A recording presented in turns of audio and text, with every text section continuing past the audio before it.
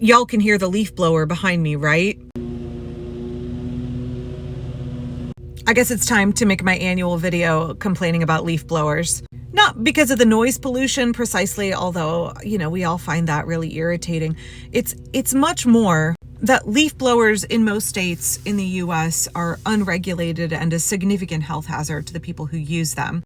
Gas-powered leaf blowers, like the one you can hear behind me, are incredibly inefficient. They have two-stroke engines that put out a tremendous amount of pollutants, particularly carbon monoxide, nitrous oxide, benzene, and formaldehyde, as well as PM 2.5 particulate matter. There was a study from 2011 that showed that a two-stroke backpack leaf blower produces 23 times the amount of carbon monoxide of a Ford F-150 pickup truck operated for the same amount of time. According to a 2018 study from the California Air Resources Board, regular use of a gasoline-powered leaf blower was associated with doubling your risk of cancer. Now, my dad was a physician in the Air Force for 30 years, and about halfway through his career, he transitioned from flight medicine to hyperbarics. And you may be familiar with hyperbarics. Michael Jackson infamously slept in a single-person hyperbaric chamber thinking that was going to make him younger. But hyperbarics is a legitimate specialty that was designed to help treat divers who get the bends. You put them down at great pressure, right? A hyperbaric chamber is a pressure chamber,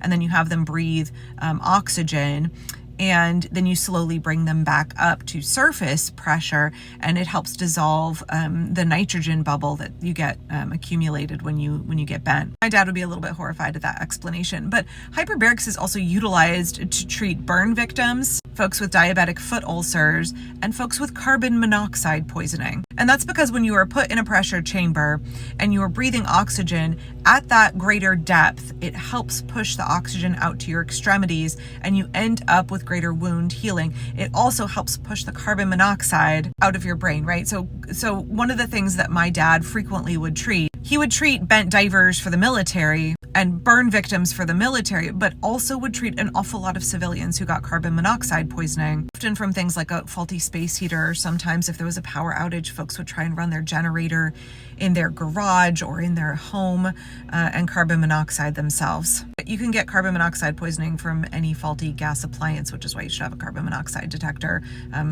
appropriately placed around your house. But because I had a dad whose specialty was treating carbon monoxide victims, I heard endlessly in my childhood about how damaging two-stroke gas-powered leaf blowers are, because the person who is using it, the landscaper that is using it, is just getting dosed with carbon monoxide. Think about it. You have a big engine right on your back. There's no regulations for safety equipment, respiratory equipment, to in any way reduce the pollution that's coming out of that leaf blower, or to protect you from just inhaling it straight off of your back, just straight out of that engine, right into your respiratory system and right to your brain. So folks who use gas-powered leaf blowers are prone to headaches, nausea, dizziness, all symptoms of carbon monoxide poisoning. There are real significant long-term cognitive and other health risks from being low-dosed, or not even that low-dosed, with carbon monoxide to do your job blowing leaves off of a sidewalk. Really, this is an OSHA issue. This is a workplace safety issue. This is a workers' rights issue. As much as it is more than it is a noise pollution issue,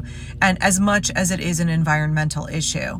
And, I think about, too, the fact that so many of our landscape workers are immigrants, already are subject to pretty extensive wage exploitation, and now they are being hunted by the American Gestapo so they can be brutalized and stuffed into for-profit concentration camps that are funded by our tax dollars, making the folks who own and run Geo Group and Core Civic very, very wealthy.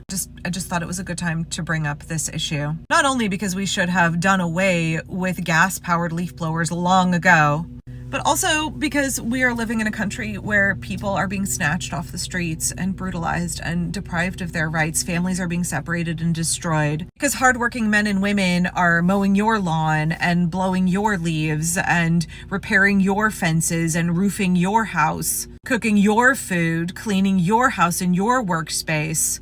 Immigrants in this country have long been exploited, working very difficult jobs for far too little pay, exposed to significant health risks. I was in a meeting the other day where we were talking about the fact that authoritarians like one of their classic moves that they rely on is scapegoating, is trying to convince their base that the most exploited, vulnerable, and oppressed people in a society are actually a threat, right? That's why Donald Trump wanted to build his border wall, which is a big fat failure. That's why Donald Trump falsely paints our immigrants as violent thugs and criminals, even though we know that ICE, since at least May 1st, has been told to target non-criminals, and that the vast majority of folks that ICE is taking have no criminal history whatsoever.